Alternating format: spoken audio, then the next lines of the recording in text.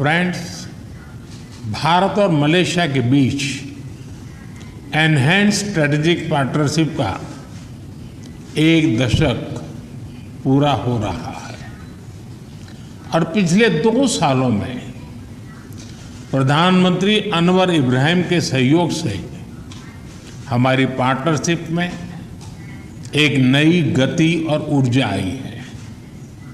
आज हमने आपसी सहयोग के सभी क्षेत्रों पर व्यापक रूप से चर्चा की। हमने देखा कि हमारे द्विपक्षीय व्यापार में निरंतर प्रगति हो रही है।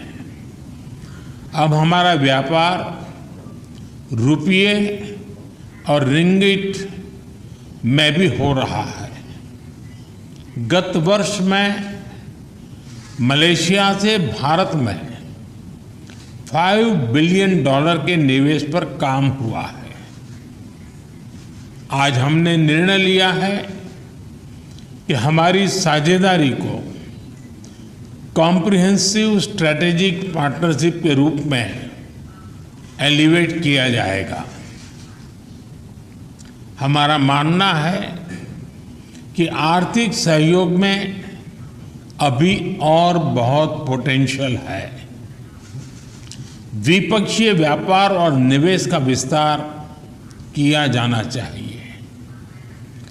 नए तकनीकी क्षेत्रों जैसे कि सेमीकंडक्टर, फिनटेक, रक्षा उद्योग, एआई और क्वांटम में हमें आपसी सहयोग बढ़ाना चाहिए। हमने भारत और मलेशिया के बीच कॉम्प्रिहेंसिव इकोनॉमिक कोऑपरेशन एग्रीमेंट के रिव्यू में गति लाने पर बल दिया है।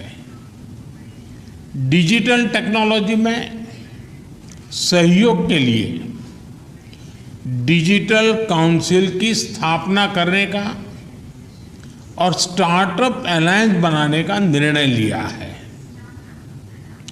भारत के यूपीआई और मलेशिया के पेनेट को जोड़ने के लिए भी काम किया जाएगा। आज सीईओ फोरम की मीटिंग से नई संभावनाएं सामने आई हैं। हम दोनों ने रक्षा क्षेत्र में आपसी सहयोग की नई संभावनाओं पर भी बात की है। आतंकवाद और अतिवाद के खिलाफ लड़ाई में भी हम एकमत हैं। फ्रेंड्स, भारत और मलेशिया सदियों से एक दूसरे से जुड़े हैं। मलेशिया में रह रहे लगभग 3 मिलियन भारतीय प्रवासी हमारे बीच एक लिविंग ब्रिज है। भारतीय संगीत, खानपान और फेस्टिवल से लेकर मलेशिया में तोरण गेट तक हमारे लोगों ने इस मित्रता को संजोया है। पिछले वर्ष मलेशिया में हुआ पीआईओ डे एक बहुत सफल और लोकप्रिय कार्यक्रम था। जब हमारे नए संसद भवन में सेंगोल की स्थापना हुई तो उस ऐतिहासिक क्षण का जोश मलेशिया में भी देखा गया। आज वर्कर्स के एम्प्लॉयमेंट संबंधी समझौते से भारत से वर्कर्स की भर्ती के साथ साथ उनके हितों के संरक्षण को भी बढ़ावा मिलेगा। लोगों के आवागमन को सरल बनाने के लिए हमने वीजा प्रोसीडर्स को आसान बनाया है। विद्यार्थियों के लिए स्कॉलरशिप और सरकारी अधिकारियों के प्रशिक्षण पर बल दिया जा रहा है। अब आईटेक स्कॉलरशिप के अंतर्गत मलेशिया के लिए साइबर सुरक्षा और एआई जैसे अत्याधुनिक कोर्स के लिए 100 सीटें विशेष रूप से आवंटित की जाएगी। मलेशिया की यूनिवर्सिटी तुनकू अब्दुल रहमान, उसमें एक आयुर्वेद चेयर स्थापित की जा रही है। इसके अलावा मलया यूनिवर्सिटी में तिरुवल्लुवर चेयर स्थापित करने का निर्णय भी लिया गया है। इन सभी विशेष कदमों पर सहयोग के लिए मैं प्रधानमंत्री अनवर का और उनकी टीम का हृदय से धन्यवाद करता हूं।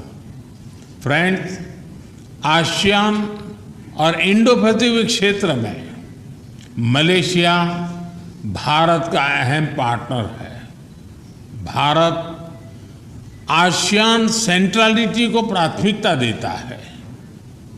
हम सहमत हैं कि भारत और आसियान के बीच एफटीए की समीक्षा को समयबद्ध तरीके से पूरा करना चाहिए।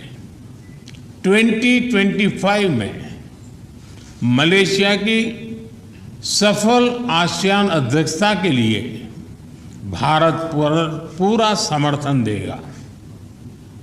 हम अंतर्राष्ट्रीय कानूनों के अनुरूप फ्रीडम ऑफ नेविगेशन और ओवरफ्लाइट के लिए प्रतिबद्ध है और सभी विवादों के शांतिपूर्वक हल का पक्ष रखते हैं। एक्सेलेंसी, आपकी मित्रता और भारत के साथ संबंधों के प्रति आपकी प्रतिबद्धता के लिए हम आभारी हैं। आपकी इस यात्रा से आने वाले दशक के लिए हमारे संबंधों को एक नई दिशा मिली है। मैं फिर एक बार आप सबका बहुत बहुत धन्यवाद करता हूं।